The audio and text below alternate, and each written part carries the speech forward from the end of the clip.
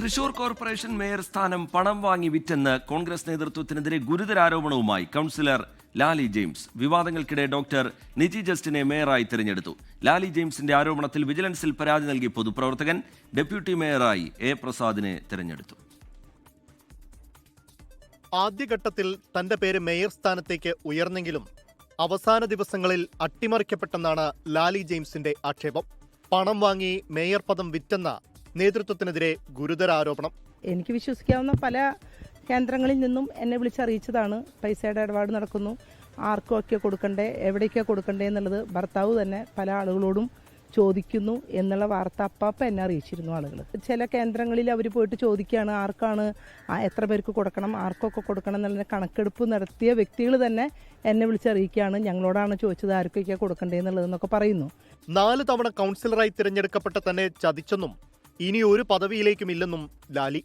AICC general secretary KC വേണുഗോപാലിനും Deepa Das മുൻഷിക്കും കഷ്ടപ്പെട്ടവരെക്കുറിച്ച് അറിയില്ലെന്നും ലാലി ജെയിംസിന്റെ വിമർശനം. ആരോപണങ്ങൾക്ക് നേതൃത്വം മറുപടി പറയുമെന്നാണ് മേയർ ഡോക്ടർ നിജി ജസ്റ്റിന്റെ പ്രതികരണം. വിവാദങ്ങളെ ഭയക്കുന്നില്ല. ഈ വിവാദങ്ങളെല്ലാം ഫേസ് ചെയ്തിട്ടാണ് ഞാൻ ഇവിടെ വരെ എത്തിയിരിക്കുന്നത്. അപ്പോൾ വിവാദങ്ങളിലൊന്നും നമ്മൾ പകയ്ക്കുന്ന ഒരാളല്ല. ഞാൻ പറഞ്ഞു 27 വർഷമായിട്ട് ഞാൻ ഈ പാർട്ടിയിൽ ഇവിടെ തന്നെ ഉണ്ട്. എനിക്ക് സ്ഥാനമാനങ്ങൾ വരും പോകും. ഇതൊന്നും ശാശ്വതമായിട്ടുള്ള കാര്യങ്ങളല്ല. ഇതൊന്നും ലാലി ജെയിംസിനെതിരെ നടപടിക്ക് DCC നേതൃത്വം ആലോചിക്കുന്നെന്നാണ് വിവരം.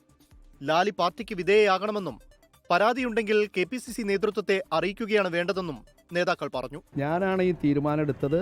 അത് ഞാൻ പ്രോപ്പറായിട്ടുള്ള പ്രൊസീഡിങ്സ്, KPCCയുടെ പ്രൊസീഡിങ്സ് മാനിച്ചിട്ടാണ് എടുത്തത്.